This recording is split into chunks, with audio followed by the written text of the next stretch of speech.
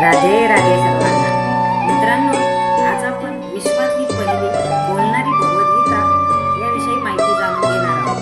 तर ही आहे विश्वातली पहिली बोलणारी भगवद्गीता. तर ही भगवद्गीता बोलते कशी याविषयी आपण थोडासा डेमो पाहूया.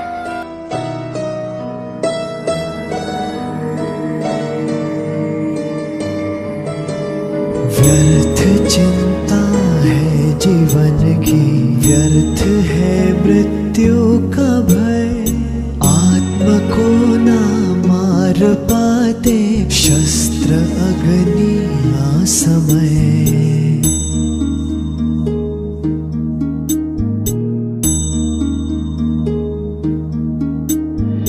पंचभूतों की बनी ये देह केवल वस्त्र है। पंचभूतों की बनी ये देह केवल वस्त्र है।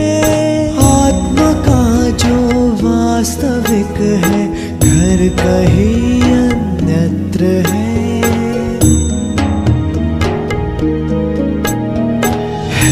परिवर्तन ही सत्य, झूठ सबका साथ है। कुछ न खोना कुछ न पाना, रिक्त रहते हाथ है।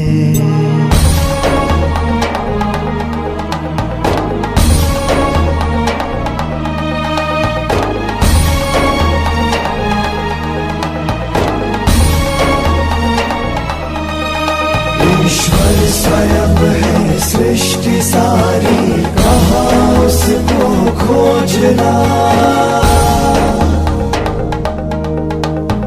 जो भी होता शुभ ही होता, सब उसी की योजना। कामनाएं फल की छूटे, वो ही सच्चा कर्म है। ईश्वर चरण में हो समर्पण, वो ही केवल धर्म है। ही भगवद्गीता या विण्याच्या द्वारे बोलते. याला इथनं चार्जर करू शकतो. हेडफोन लावूनही आपण भगवद्गीताचा कोणताही अध्याय ऐकू शकतो. इथं व्हॅल्यूम कमी जास्त होतो. याला थोडंसं लॉंग प्रेस केलं की हे स्टार्ट होऊन जातं. आता ही भगवद्गीता आहे. इथं गेट स्टार्टेडचं चिन्ह दिसते. इथे आपण ठेवलं तर आपली भगवद्गीता स्टार्ट होते.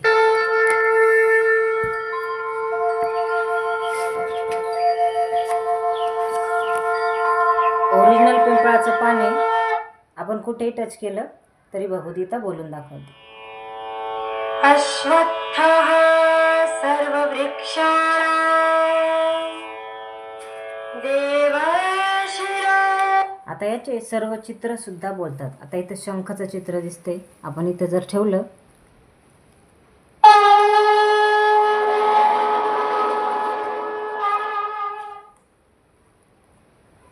कोणत्याही चित्रावर ठेवा, प्रत्येक चित्राचा आपल्याला स्वर ऐकायला येतो.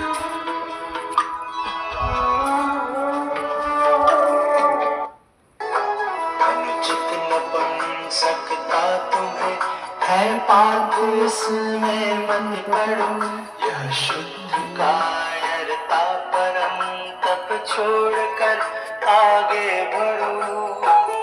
आता इथं आपल्याला रथ चाललेलं चित्र दिसते. आपण याच्यावर ठेवलं तर घोड्यांचा आवाज येतो. आता इथं राजा धृतराष्ट्र आहेत, तर आपल्याला त्याचा माहोल जाणायला भेटतो. आता मित्रांनो, इथून स्टार्ट होतो आपला पहिला अध्याय. इथं आपल्याला तुम्हाला दिसतील गणपतीची आरती आहे. जय गणेश जय गणेश जय गणेश देवा जय। असं कुठल्याही आरतीवर ठेवले तर तुम्हाला आरती ऐकायला भेटते. आता इथे आपण या शंखवरती जर विना टेकवला तर तुम्हाला पूर्ण पहिला अध्याय संस्कृतमधून ऐकायला भेटतो.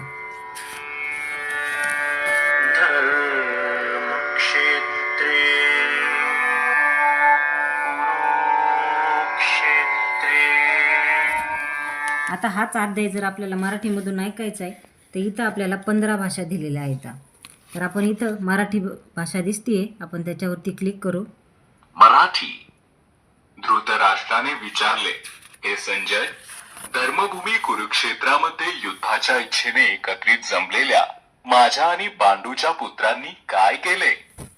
संजय म्हणाला, पांडव सेनेची व्यूहरचना पाहून आचार्य द्रोण यांच्याजवळ जाऊन राजा दुर्योधन असे म्हणाले की, हे आचार्य, आपले बुद्धिमान शिष्य द्रुपद पुत्र धृष्टद्युम्न यांच्याद्वारे तयार केलेली व्यूहरचना आणि पांडवांची ही विशाल सेना तर असं मित्रांनो, आपल्याला जी पण भाषा हवी आहे ती आपण या कार्डद्वारे सिलेक्ट करू शकतो. त्यानंतर आपण जर या बासुरी या चित्रावरती जर ठेवलं तर आपल्याला गाऊन ऐकवणार. संजय ने कहा, तब देख कर पांडव कटक को व्यूह रचना साज से, इस भांति दुर्योधन वचन कहने लगे गुरुराज से.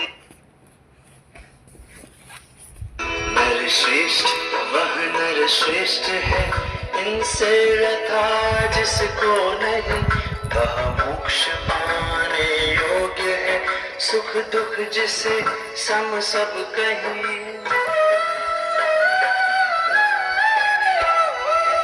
आता आपण इथे शेवटी आपल्याला आरती दिसते, इथं ठेवलं तर आपल्याला आरती ऐकायला येते. जय जगदीश हरी.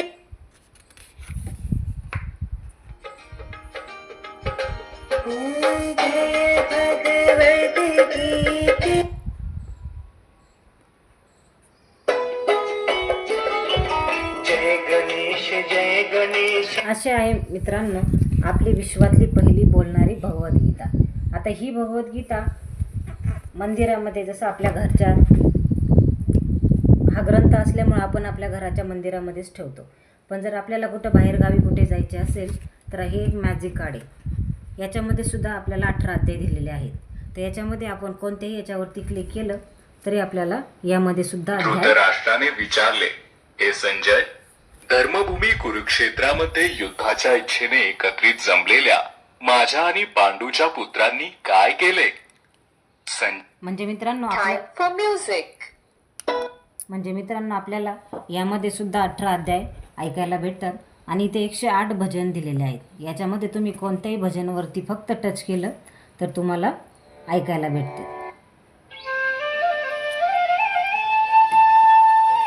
त्यानंतर भगवान श्रीकृष्णाने अर्जुनाला क्रोधावर नियंत्रण कसं करायचं, संगती कोणाची चांगली असावी, ईर्ष्या करणं, शांती ठेवणं, सहनशीलता, मुक्ती, या सर्वांवरती हे जे म्हणजे आपले बेसिक नॉलेज आहे ते सर्व ह्या कार्डमधून तुम्हाला ऐकायला भेटेल.